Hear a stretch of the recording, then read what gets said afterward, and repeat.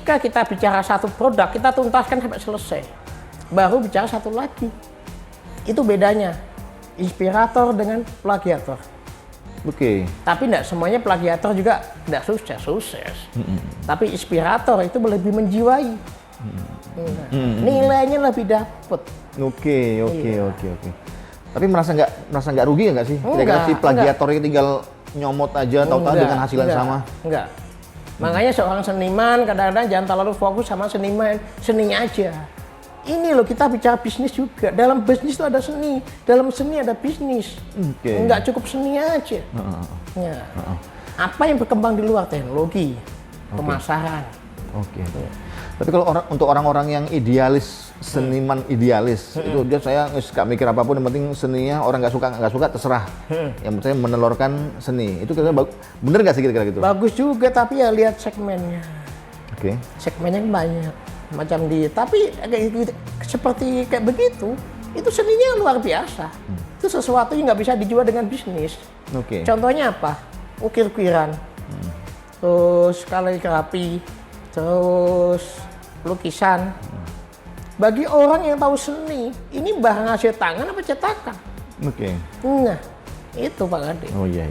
Contoh di Bali, ya maaf nih mungkin tanpa saya menyinggung ya, di Bali itu pemain patung, nggak ada yang pakai CNC, 3D nggak, masih manual. Tapi nilai jualnya mereka tinggi. Oke.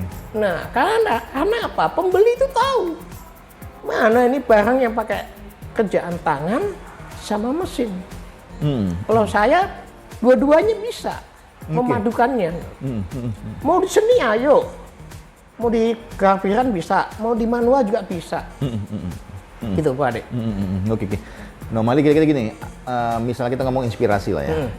Tahu-tahu malam ini Om Ali aku kepengen model yang seperti ini. Iya. Itu nanti dipastikan akan booming. Iya. Itu kayak ada berasa nggak sih? Udah, itu saya ngebaca pasar tuh per 3 tahun lagi apa sih yang rame. Oke. Saya udah pikirkan dari sekarang. Gitu. Nah, Karena tingkat konsumen, tingkat kepuasan konsumen, barang sesuatu yang viral di pasar itu nggak jauh, paling 5 tahun. Walaupun masih rame, nilainya akan berbeda. Oke. Nah, beda dengan ini. Ketika kakinya ini, harga murah. Tapi kalau kakinya ini lebih mahal. Tapi modalnya besaran ini. Kenapa? Kenapa itu? Ya, bahan bakunya mahal ini, tapi nilai di pasar menang ini. Yaitu hukum pasar, hukum produk. Makanya saya 3 tahun, apalagi sih yang lagi rame, saya bikin eksperimen dari sekarang. Kaki kayu kayak begini. Tapi ya yang jadi PR utama, sebagus apapun produk kita, itu semua kembali ke finishing. Oke. Kalau mau kotak aja, bagus. Tapi kalau finishingnya bagus, semua akan bagus. Untuk logo, desain, itu kembali ke tim kreatif mereka masing-masing. Nih Bang Ade, contoh nih. Ini produk kita bisa dibilang itu presisinya 100%. 180 derajat. Ini bisa tes. 2.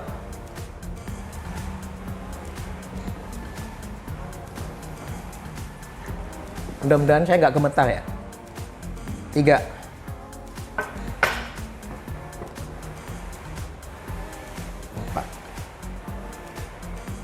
Ini Bang Ade hitung pakai water pass, kira-kira lurus nggak nih?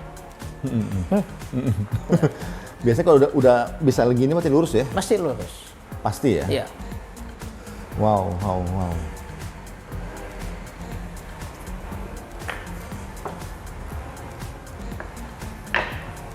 Jadi tercengang nih teman-teman. Oke. Apalagi nih? Nah, kita ngomongin tentang presisinya. Iya. Berarti tanda kutip presisi itu nomor 1 ya? Nomor 1. Berarti nggak semua orang bisa presisi? Semua orang bisa. Bisa ya, Ya, harusnya. tapi tindakannya itu berani nggak kita memulainya. Oke. Kenapa plakat sekarang itu begitu rame?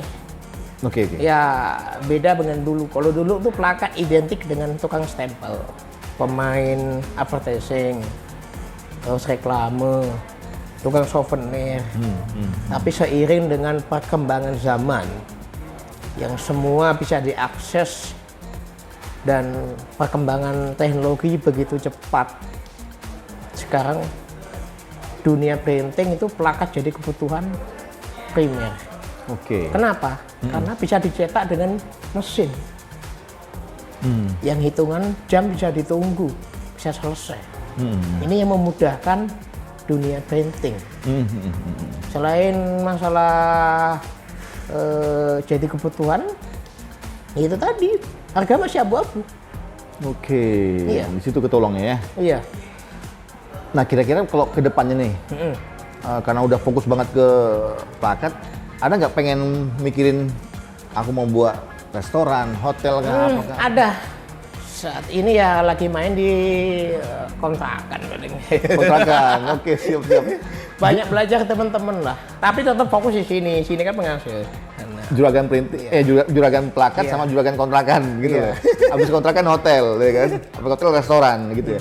Nah, kira-kira dengan acuannya sekarang ini, Om Ali, kita tahu nih bakalan 10 tahun ke depan, 25 tahun ke depan. Itu kira-kira untuk mainan plakat sendiri masih tetap aman ya? oh, plakat itu suatu penghargaan yang nggak akan habis dikekang masa.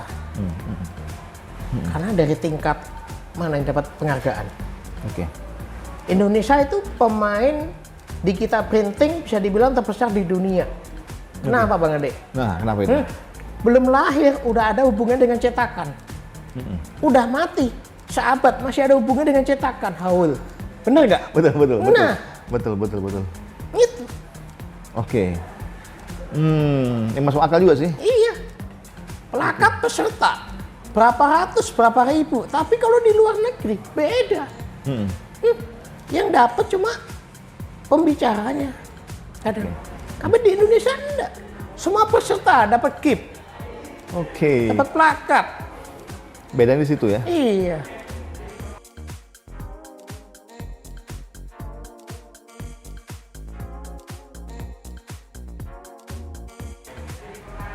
Dan kalau di luar negeri itu produknya seperti ini, simple.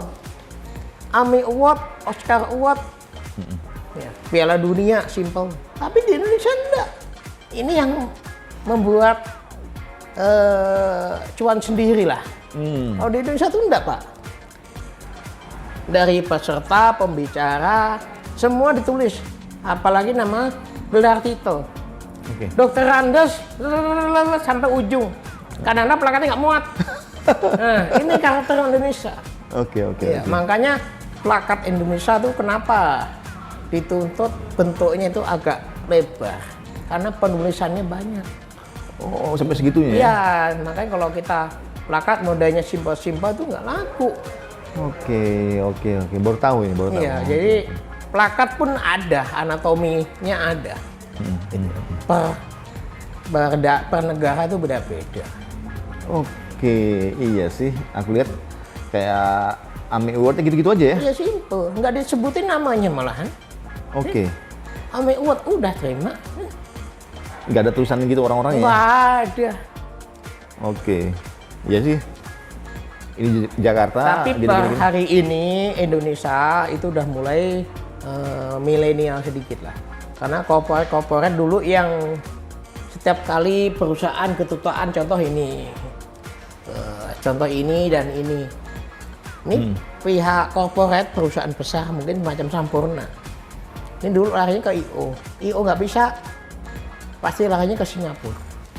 Karena kita belum diturun dengan teknologi dan IO itu pasti larinya ke kita dulu.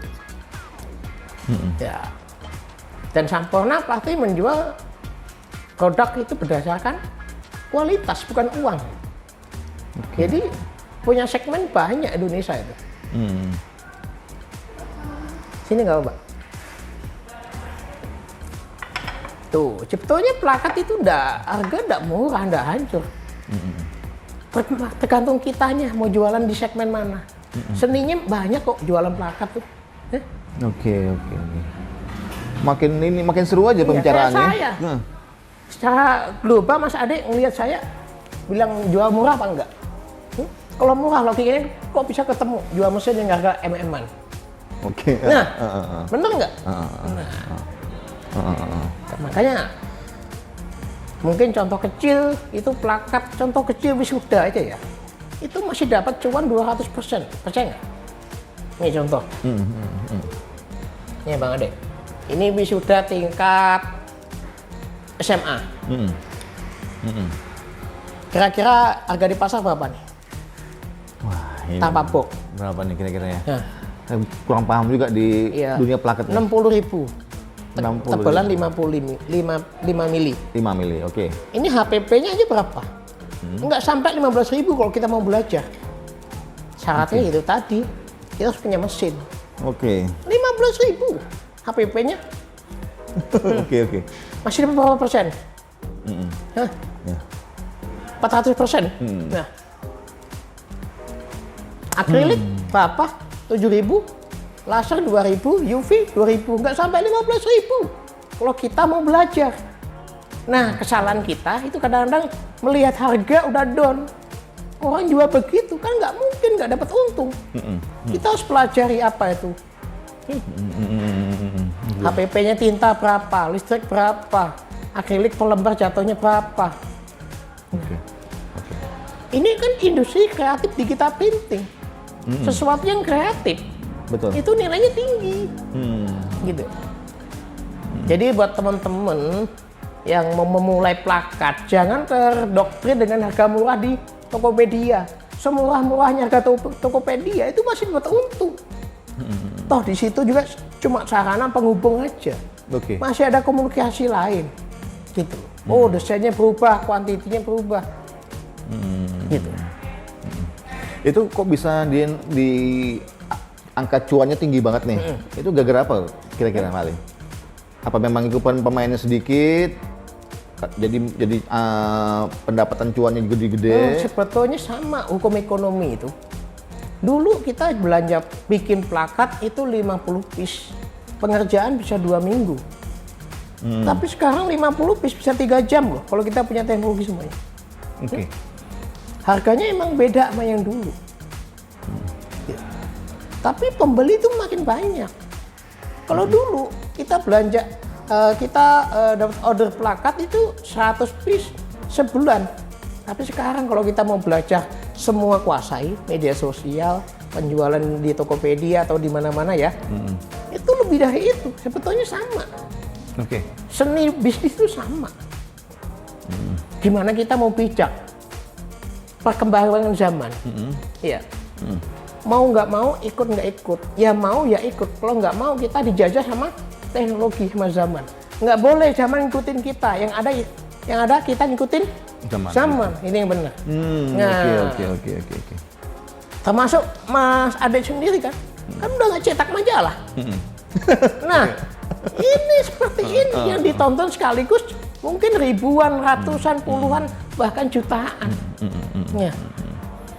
Gitu, jadi kita sebelum mau jualan kita harus sadarin kenapa tuh orang lain bisa kita nggak bisa. Nah, kita harus pelajari itu zaman, gitu. Mulai dari pemasarannya, kan banyak sekarang tuh. Iya, betul. Dari TK, SD, SMP, SMA, pondok pesantren, PAUD, ini semuanya baru instansi kampus, instansi pendidikan. Setahun 3 kali. Per hari ini saya tuh wisuda udah hampir 8.000 yang udah masuk. 8.000 kali umpamanya Pak Mas Ade oper ke saya untung 30.000 kali 2.000, siapa yang nggak mau? Gitu. Iya nggak? Betul. Dengan resiko yang nggak terlalu besar. Betul. Kalau kita nggak terjun ke situ, nggak terlalu terpaku, siapa yang mau beli harga plakat 200.000, 2.000 piece?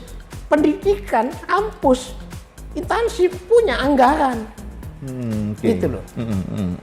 Lu mau bangun gedung, mau bangun plakat, bikin plakat gitu. Iya, betul.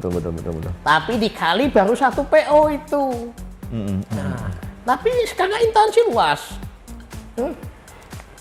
Instansi banyak, kalau dulu bisa dihitung. Betul. Jadi kita harus sadarin, kita harus bijak. Dulu pembelinya 1, cuannya udah cukup. Oke. Ya, kadang buat berapa bulan. Tapi pembelinya dikit. Harga tinggi. Tapi sekarang pembeli banyak. Tapi bisa diakses dengan teknologi. Contoh kecil sablon. Seperti ini dulu kita masih harus sablon kan. Rumitnya kayak apa? Butuh waktu. Sekarang hitungan jam, menit. Oke. Nah, Om Ali, kira-kira untuk PO sendiri, kita tertarik dengan PO-nya nih. Iya. PO-nya kira-kira dalam kurun waktu seminggu, itu ada berapa PO masuk sih kira-kira? Kita nggak ngomong nominal, Iya. kita PO-nya aja Per hari. per hari. Ya tadi. Seminggu mungkin. Seminggu kadang 5.000, 6.000. Sekali ngirim bisa 2.000 lebih. Kadang-kadang kita ngirim parsial. Kayak ke Padang, Pekanbaru, Jakarta. Dan teman-teman yang udah paham dengan produk plakat ini, dia akan tahu. Semacam di Malang, Jawa Timur, Bali, itu bikin PO sampai 3. Mana kirim duluan. Masih waiting list, kirim lagi. Pada waiting list, kirim lagi. Jadi dia nyetok 5 produk tuh masing-masing 100. Orang order bisa sekali order tuh 50. Ketika tinggal 50, mereka nyetok lagi. Jadi begini muter terus. Karena saya nggak mungkin ngurusin satu perusahaan. Betul. Yang saya urusin ribuan. Betul. Apalagi di akhir tahun begini. Itu Pak Adek. Tambah ngeri ya pokoknya ya. Iya. Berarti kalau kita nanya tadi tentang berapa PO-nya seminggu, kita nggak usah ngomong nanya aja gitu loh. Ternyata memang satu hari pun harus 1.000 gitu loh kan. Ya Pak Adek lihat sendiri tadi kan, tadi 6 mesinnya jalan semua kan. Ngeri. Di sini. Ya teman-teman gitulah. Jadi memang ternyata makin kemari makin besar ya yang permintaan yang masuk kayak gitu, betul ya. Makanya kenapa Om Ali denger gitu loh, pengen buka pabrik ya. Pabrik teman-teman. Nah itu pabrik yang plakat gitu berarti ya? Itu daerah sini juga. Jadi di sini nanti kita kurangin 50% untuk industrinya. Oke. Kita taruh sana dan ada tambahan mesin lagi di sana. Ya. Karena standarnya manufaktur itu nama tata ruang harus safety, penting. Oke. Ya. Mulai jarak, mulai ruangannya, keamanannya. Oke. Nah itu tugas saya, karena saya sampai sekarang ya masih belajar di mana. Oke. Nah yang saya pikirkan, kalau saya pabrik gula kan tahu tuh. Pabrik apa, pabrik plakat ya. Jadi nggak kebayangin yang di pojokan sana bahan baku menumpuk, yang sana kerja menggiling, di sana yang lagi moles apa-apa. Wah, itu memang dibuat untuk memenuhi seluruh Indonesia ya? Seluruh Indonesia. Bahkan tukang plakat atau ngrajin pun kadang-kadang nggak mau pusing. You jual berapa, saya sekian aja udah. Nggak mau pusing. Oke. Daripada lo gosok. Oke. Dan saya nggak akan bilang kok dari si A, si B. Oke. Si A belanja ke sini, enggak. Gitu. Oh, berarti memang gini ya, makin kemari si Kreasindo ini memang menjadi solusi buat mereka juga ya. Yang tadinya mereka memang dengan keringat yang keluar, mau gini-gini, ngapain susah-susah gitu. Karena ke depan, produk saya ini yang dengan teknologi, itu akan menyebar.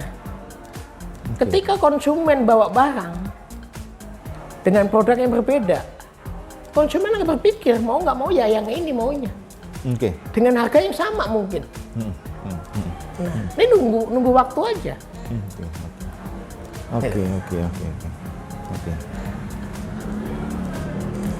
Berarti gini ya, untuk soal model. Iya. Nah, ini modelnya banyak banget nih teman-teman. Nah, kira-kira model ini dibuat atas idenya Pak Ali sendiri atau permintaan? Kebanyakan ide saya. Jadi ruang kosong mereka biarkan kosong. Biar saya nampung. Mau makan siput pakai apa? Kepiting ada, kerang ada, udang ada, ikan ada. Ini tak siapin. Kalau kamu menunya kurang cocok, silakan protes. Tak perbaikin maunya di mana. Oke. Kalau konsumen bawa produk sendiri custom, otomatis nilai jualnya beda. Oke. Karena saya harus berpikir. Oke, betul. Harus eksperimen, bikin sampel. Ya, di situ Bang Dek. Oke. Berarti untuk produk yang umum dengan yang custom beda ya Iya. harganya? Nah, Ini yang agak ini mulai rame juga ini nih. Ini kita udah pakai lampu nih. Permintaan dari pasar maunya begini ya, kita bikinin. Tuh, oke. tuh. Banyak kita.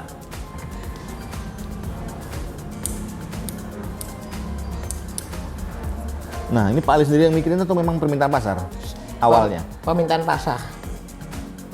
Saya mau yang kayak gini, bagaimana caranya saya nggak tahu, gitu ya? Ya, selain itu kita membaca pasar.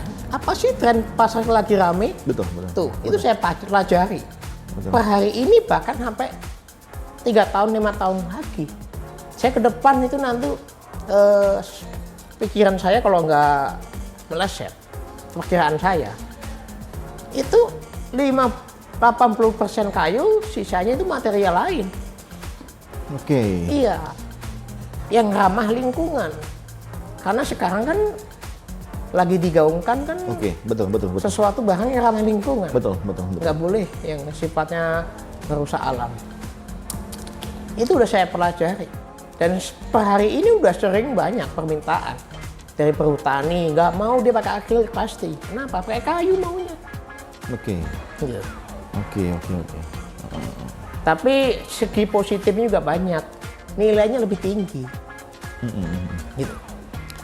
Nah Om Ali, kira-kira untuk yang dari yang material yang kayak gini, dengan Om yang biasa main di akrilik atau apapun, itu pengerjaannya lebih mudah mana kira-kira? Kalau mudah akrilik, Pak. Oke, mudah akrilik Kalau ya? kayu itu saya pisah produksinya karena nggak bisa disatukan. Oke, Jadi secara nggak langsung saya tuh mau anak buah tuh bisa dibilang ada 120-an per hari ini.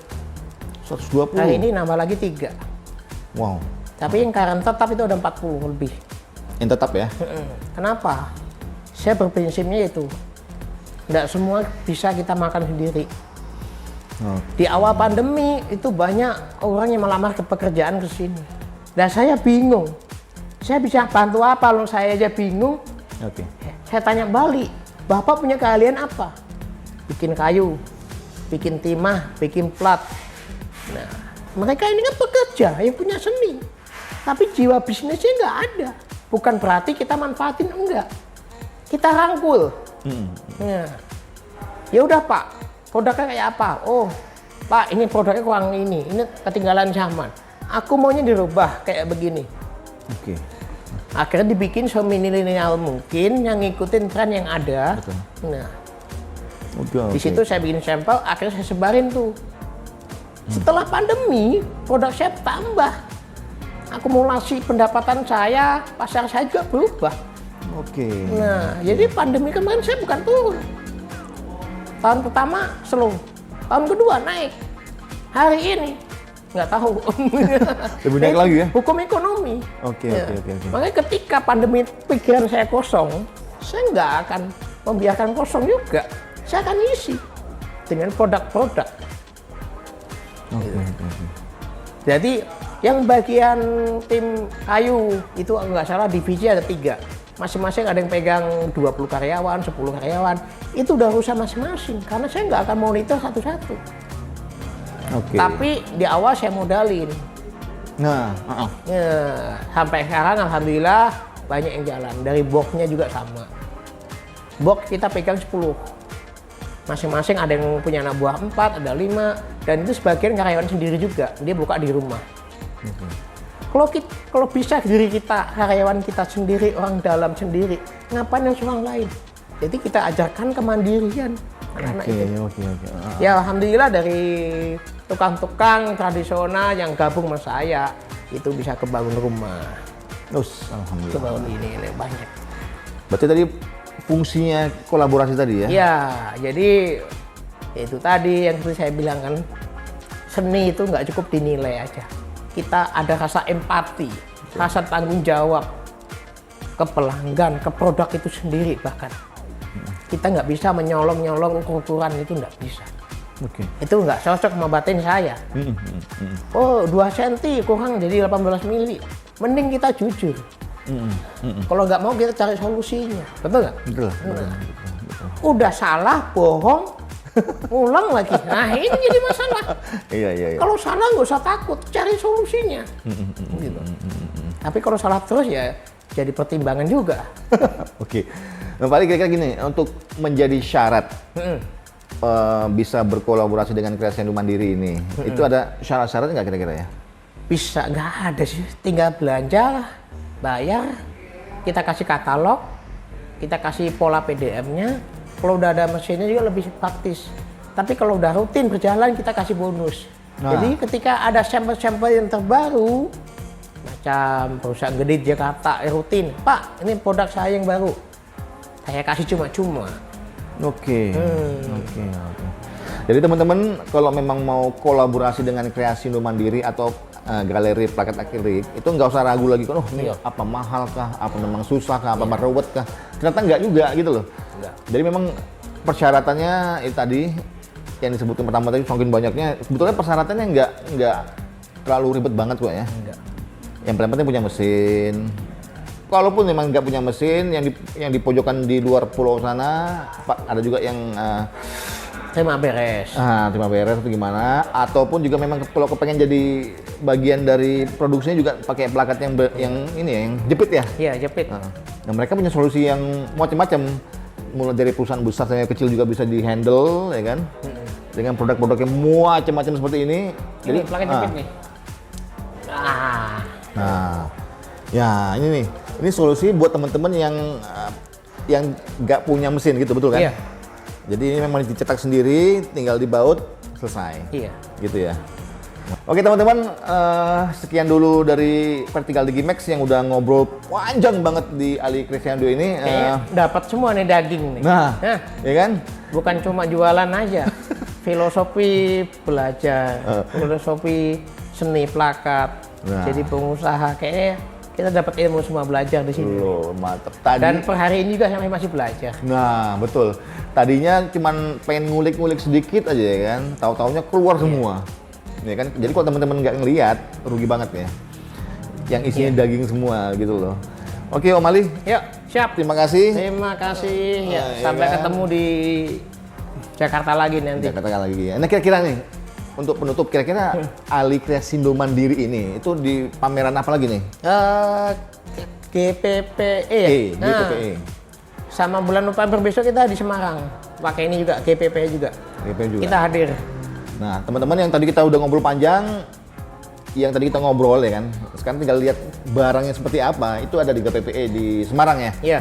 Tanggal November, awal November. awal November lah Iya. ketemu lagi ya. Oke, Dan teman-teman. satu lagi sebagai pengusaha, baik mulai dari nol, kuncinya saya ada yang saya selama ini saya terapin. Oke. Fokus, tulus, tembus, cuan. Fokus, tulus, tembus, cuan. cuan. Itu empat kunci yang Iya. buat beliau ini jadi sekarang ini. Iya. Luar biasa banget. Oke, teman-teman, thank you very much Oke, dari siap. Vertical Digimax dan Ali Kreasi Indo Mandiri. Bye.